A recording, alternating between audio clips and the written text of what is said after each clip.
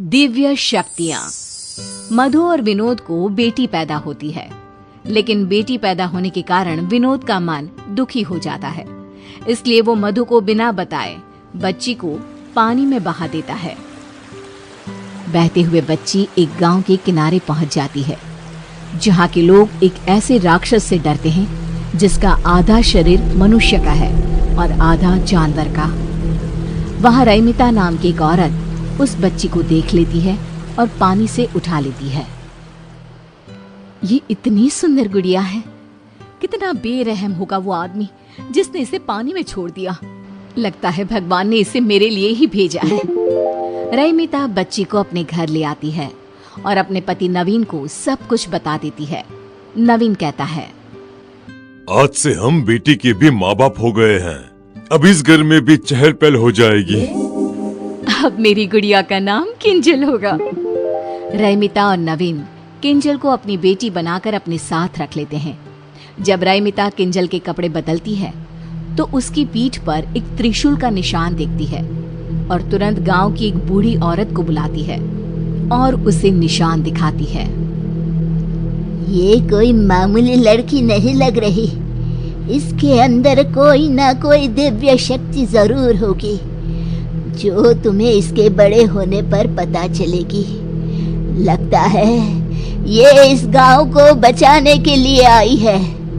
सालों पहले एक पंडित ने कहा था कि इस गांव को बचाने के लिए एक दिव्य शक्ति आएगी जो इस गांव को राक्षस के प्रकोप से बचा लेगी।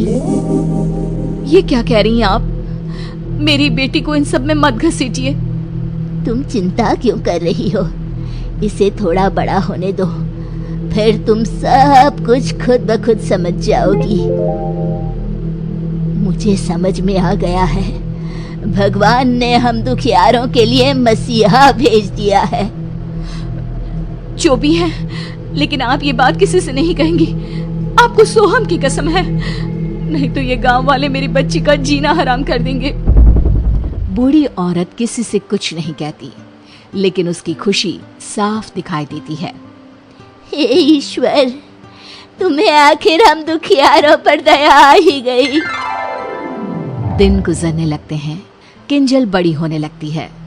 दूसरी ओर राक्षस का कहर बढ़ता ही जा रहा था। राक्षस रात के अंधेरे में लोगों को उठाकर ले जाता है और दिन को वो लोग मरे हुए पाए जाते हैं। एक दिन बुढ़िया रात को सोहम के पास जाकर कहती है, बेटा, इस गांव को हमें छोड़ देना चाहिए। वो राक्षस अगर तुम्हें ले जाएगा तो मेरा क्या होगा? मुझ बुढ़िया का तू एक ही तो सहारा है। दादी माँ, देख लेना, मुझे कुछ नहीं होगा। आपका पोता किसी राक्षस से कम नहीं है। पगले ऐसे नहीं बोलते। सोहम सो जाता है और बुढ़िया देखती है कि सोहम के शरीर में कुछ बदलाव आ रहे हैं। उसके हाथों के नाखून किसी दानों की तरह हो रहे हैं और उसके चेहरे पर बाल आ रहे हैं। ये सब देखकर बुढ़िया डर जाती है और सोहम को उठा लेती है। उठते ही सोहम पहले जैसा ही होने लगता है। बुढ़िया सोहम को सब कुछ बता देती है। दादी, ये सब आपका वहम है। आपने उस राक्षस के बारे में इतना सोच लिया कि आपको हर जगह वही दिख रहा है। बुढ़िया को भी लगता है कि ये सब उसकी सोच और डर के कारण है। उधर नवीन एक गाड़ी से टकरा जाता है और उसके पैरों की हड्डियां टूट जाती है। रैमिता किसी तरह उसे अस्पताल में दाखिल करवाती है। उसके ऑपरेशन के लिए पैसों के जुगाड़ करने में लग जाती है, लेकिन जैसे ही किंजल नवीन के पैरों को हाथ लगाती है, नवीन ठीक हो जाता है। तब डॉक्टर कहते हैं, देखिए, अब इन्हें ऑपरेशन की कोई जरूरत नहीं है। आप इन्हें घर पे ले जा सकती हैं। सो स्ट्रेंज, बिना कुछ किए ही आपके हस्बैंड ठीक हो गए। रैमिता को बुढ़िया की बातें याद आने लगती है। किंजल कोई मामूली लड़की नहीं है, इसमें दिव्य शक्तियां हैं, लेकिन मैं अपनी बेटी को उस राक्षस के पास कभी नहीं जाने दूंगी। नवीन घर आ जाता है और अब किंजल जिस भी चीज को हाथ लगाती वो चीज खुद ब खुद ठीक हो जाती। धीरे धीरे किंजल की शक्तियां लोगों की नजर में भी आने लगती है। एक रोज किंजल के जन्मदिन पर बुढ़िया सोहम के साथ रैमिता के घर आती है। तब रैमिता कहती है, अम्मा जी, अब तो खाकर ही जाइएगा, ऐसे मैं नहीं जाने दूंगी आपको। मैं सोच रही थी क्यों ना किंजल का रिश्ता सोहम से तय कर दो तुम, फिर तुम्हारी किंजल तुम्हारे नजर के सामने ही रहेगी। नहीं नहीं, मेरी किंजल शहर जाएगी, उसके लिए शहर से बड़े बड़े रिश्ते आ रहे हैं। बुढ़िया मन ही मन दुखी हो जाती है, क्योंकि वो किंजल को अपनी बहू की तरह देख रही थी। खाने में रात होने के कारण रईमिता सोहम और बुढ़िया को अपने घर पर ही रोक लेती है। सोहम और बुढ़िया रईमिता के घर पर ही रुक जाते हैं। आधी रात को जब रईमिता पानी पीने के लिए उठती है तो वो देखती है कि किंजल कमरे में नहीं है। रईमिता तुरंत पूरे घर में देखती है, लेकिन किंजल कहीं नहीं मिलती। रईमिता रोने लगती है और नवीन को उठाकर कहती है, हमारी किंजल कहीं नहीं मिल रही है, कहीं उसे वो राक्षस उठाकर ले तो नहीं गया होगा। मैं मर जाऊंगी, मेरी किंजल को कुछ भी हुआ तो। बुरा क्यों सोचती हो?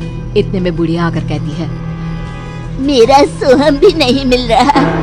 लगता है दोनों बच्चे उस राक्षस के हत्थे चढ़ गए हैं। चलो उस जंगल की ओर चलते हैं जहाँ वो लोगों को उठाकर ले जाता है। आप दोनों यहीं रहिए, मैं जाता हूँ। अगर वो राक्षस आप दोनों को भी ले गया तो मैं क्या करूँगा?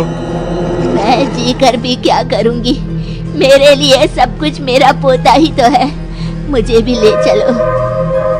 तीनों जंगल की ओर जाते हैं, लेकिन रास्ते में किंजल और सोहम कहीं दिखाई नहीं देते। बुढ़िया सोहम सोहम चिल्लाती जंगल में चली जाती है और देखती है कि किंजल भाग रही है और राक्षस उसके पीछे है।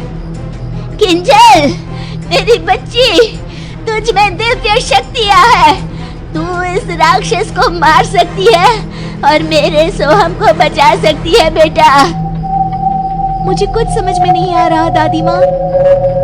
नवीन और रईमिता भी किंजल की आवाज सुनकर जंगल में घुस जाते हैं। रईमिता किंजल के पास चली जाती है और राक्षस गुर्राते हुए तेजी से किंजल की ओर बढ़ने लगता है।